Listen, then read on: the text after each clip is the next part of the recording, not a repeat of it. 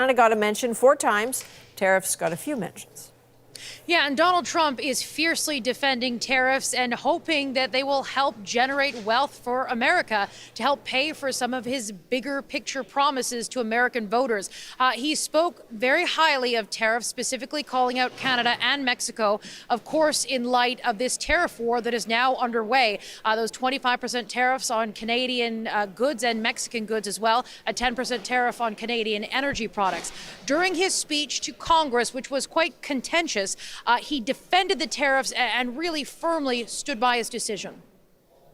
Much has been said over the last 3 months about Mexico and Canada, but we have very large deficits with both of them. But even more importantly, they've allowed fentanyl to come into our country at levels never seen before, killing hundreds of thousands of our citizens and many very young, beautiful people, destroying families. Nobody's ever seen anything like it. They are, in effect, receiving subsidies of hundreds of billions of dollars. We pay subsidies to Canada and to Mexico of hundreds of billions of dollars, and the United States will not be doing that any longer. We're not going to do it any longer.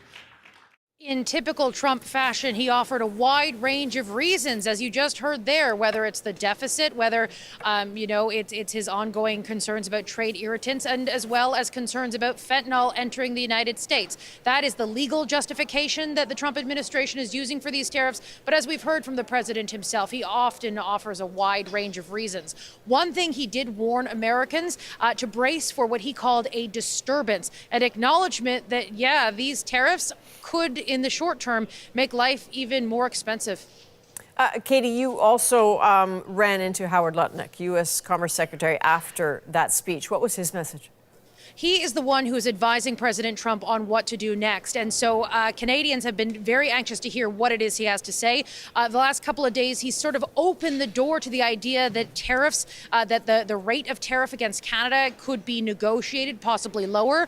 We ran into him here on Capitol Hill. Have a listen. Is there room for the tariff rate against Canada to drop? I think there's going to be a discussion. Canada has offered us an enormous amount, again, to do better.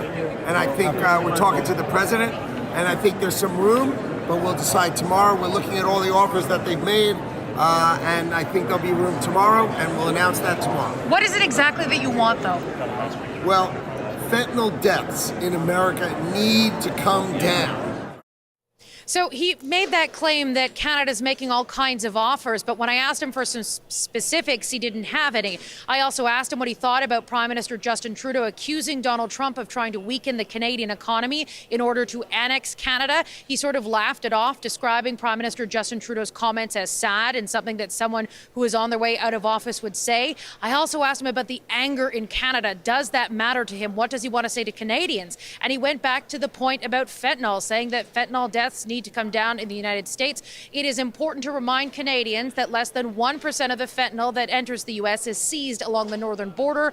It is a very different situation along the southern border. However, the Trump administration says that does not matter to them as they push forward with that justification for these tariffs. But again, Adrian, we've heard the president say all kinds of reasons as to why he's going ahead. Yeah, you bet. And Katie, thank you for that. And just a heads up, Katie, and to the viewers, your whole interview will be published on our YouTube page, and we'll have a little bit more of it for everyone a little later in the show. Thanks, Katie. Thanks. Just hours after Prime Minister Trudeau took aim at Trump with retaliatory tariffs, and in that very pointed press conference, CBC News has learned that the Prime Minister has a plan to reach out to the president. Ashley Burke is in Ottawa, breaking that story for us tonight. What can you tell us, Ashley? Well, Adrian, the Prime Minister said that he's been trying to talk to Donald Trump in recent days, but he hasn't had any luck. Now CBC News has learned Justin Trudeau told premiers today he hopes to speak to Trump on Wednesday, but that the situation is fluid and could change. Now, that's all according to a government official with knowledge of the First Minister's virtual meeting. It unfolded on day one of this trade war after the Prime Minister delivered a forceful address to Canadians, Americans, and Trump. Trudeau took direct aim at the U.S. president, making frank comments that we have never heard him publicly make before. The trade war is on, and for Justin Trudeau, the gloves are off. It's not in my habit to agree with the Wall Street Journal. But Donald, they point out that even though you're a very smart guy, this is a very dumb thing to do. The Prime Minister calling out Donald Trump like never before. And his audience, not just Canadian, the message carried live across the U.S. Excuse that he's giving for these Paris tariffs today of fentanyl is completely bogus, completely unjustified, completely false. The real reason, Trudeau says, is what Trump's repeatedly said before. What he wants is to see a total collapse of the Canadian economy, because that'll make it easier to annex us. All this, Trudeau says, as Trump moves America away from its allies and closer to Moscow. They're talking about working positively with Russia, appeasing Vladimir Putin, a lying, murderous dictator. Make that make sense. Canada is fighting back, starting with tariffs on $30 billion worth of U.S. goods, including everything from groceries to alcohol to guns, with a promise to increase that number to $155 billion in a few weeks. President Trump stabbed America's best friend in the back. Conservatives want any money from the retaliatory tariffs to go towards tax cuts, With a small sum set aside for targeted relief to workers hardest hit by the trade war. but the NDP says that doesn't make sense. If you cut someone's taxes, they have no income. What's the point? I'm talking about getting people the protection in place that they need so they can actually survive. The Prime Minister was blunt, saying that this trade war will be tough for Canadians, but his message for Americans is that they will suffer too, and it's because of the decision that their government is making. And so, Ashley, what else is the Canadian government doing in this moment?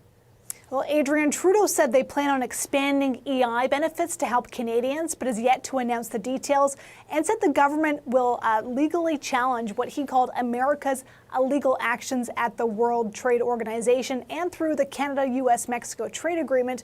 And for his part, Trump tonight threatened to expand and escalate this trade war even more, saying he'll reciprocate against any retaliatory tariffs. Adrian? And so it goes. All right, Ashley Burke in Ottawa, thank you. Now, as they have been since the tariff threat began, Canada's premiers are on the front lines of that fight, part of a Team Canada approach. Olivia Stefanovich shows us their battle plans. A premier's pride on defiant display. Oh, Canada, this is our home and native land, and I think today all of us are patriots. The maple leaf draped over the Manitoba legislature on the day U.S. tariffs took effect, and premiers announced their own retaliatory responses. But unfortunately, some people seem to need to touch the hot stove to learn that it's hot.